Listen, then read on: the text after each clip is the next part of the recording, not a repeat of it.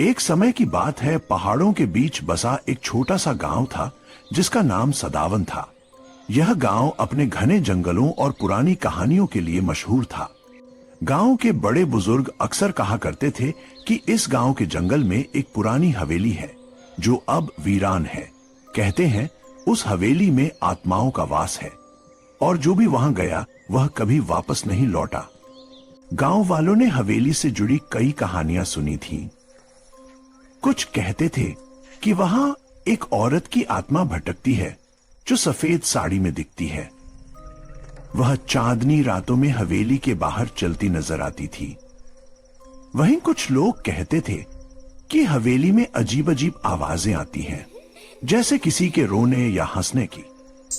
इन कहानियों की वजह से गांव के लोग कभी भी रात में जंगल की ओर जाने की हिम्मत नहीं करते थे। एक दिन गांव में एक युवक आया। उसका नाम अर्जुन था।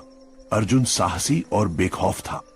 वह शहर से आया था और गांव में कुछ समय बिताने के लिए रुका था। जब उसने हवेली की कहानियां सुनी तो उसे लगा कि यह महज एक अफवाह है। उसने गांव वालों से कहा, मैं इस हवेली में जाऊंगा और सच का पता लगाऊंगा। यह डर बस मन का वहम है। गांव वाले उसे मना करते रहे, लेकिन अर्जुन ने किसी की नहीं सुनी। उसने तय किया कि वह रात को हवेली जाएगा। गांव के बुजुर्गों ने उसे चेतावनी दी, बेटा वहां जाना मत, जो भी गया है वह वापस नहीं लौटा। लेकिन अर्जुन ने उनकी बात को हंसी में उड़ा दिया। उस रात अर्जुन ने एक लालटेन उठाई और जंगल की ओर चल पड़ा। जैसे जैसे वह जंगल के भीतर जाता गया, अजीब सी ठंड महसूस होने लगी। चारों तरफ सन्नाटा था। हवा के झोंकों के साथ पत्तों की सरसराहट और झींगुरों की आवाज उसे थोड़ा बेचैन करने लगी। लेकिन अर्जुन ने अपने डर को नजरअंदाज किया। कुछ देर चलने के बाद उसे वह पुरानी हवेली दिखाई दी। हवेली के चारों ओर झाड़ियों ने अपना कब्जा कर लिया था और उसकी दीवारों पर काई जमी हुई थी।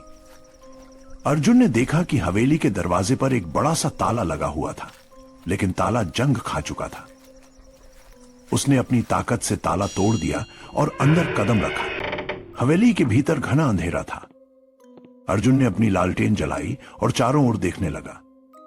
वहां दीवारों पर अजीब चित्र बने हुए थे जो किसी पुराने समय की घटनाओं को दर्शा रहे थे। अचानक उसे एक कोने से किसी के चलने की आवाज सुनाई दी। उसने पलटकर देखा, लेकिन वहां कोई नहीं था। जैसे ही वह एक कमरे में गया, दरवाजा अपने आप बंद हो गया। अर्जुन ने दरवाजा खोलने की कोशिश की, लेकिन वह नहीं खुला। तभी उसे महसूस हुआ कि कमरे का तापमान अचानक गिरने लगा है। उसे अपने शरीर पर ठंडी हवा के झोंके महसूस हुए। तभी एक धीमी और भयानक आवाज उसके कानों में पड़ी, क्यों आए हो यहां? अर्जुन ने लालटेन की रोशनी उस दिशा में डाली, लेकिन कुछ नहीं दिखा। तभी एक परछाई उसके सामने आई। वह एक औरत की थी जो सफेद साड़ी में थी और उसके लंबे बाल चेहरे को ढक रहे थे। अर्जुन ने घबराकर पूछा, तुम कौन हो? औरत ने कोई जवाब नहीं दिया। वह धीरे धीरे अर्जुन की ओर बढ़ने लगी। अर्जुन के पसीने छूट गए, लेकिन उसने हिम्मत करके कहा, मैं सच जानने आया हूं। औरत ठहर गई और धीमी आवाज में बोली, यहां से चले जाओ, यह जगह तुम्हारे लिए नहीं है। औरत ने अर्जुन को बताया कि वह इस हवेली की मालकिन थी। उसके साथ वर्षों पहले यहां एक धोखा हुआ था। गांव के कुछ लालची लोगों ने उसकी हत्या कर दी और उसकी संपत्ति हथिया ली।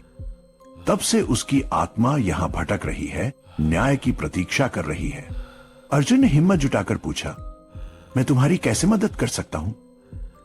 औरत ने कहा, गांव वालों को सच बताओ, उन्हें मेरा नाम याद दिलाओ और मेरी कहानी सबको सुनाओ।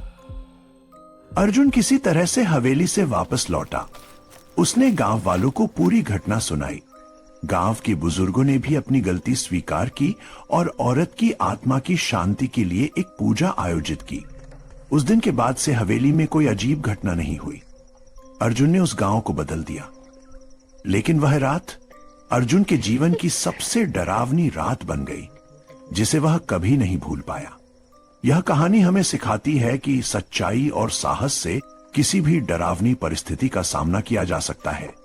कभी कभी डरावनी कहानियों के पीछे भी सच्चाई छिपी होती है, जिसे समझना जरूरी है। Pani Pani Bella.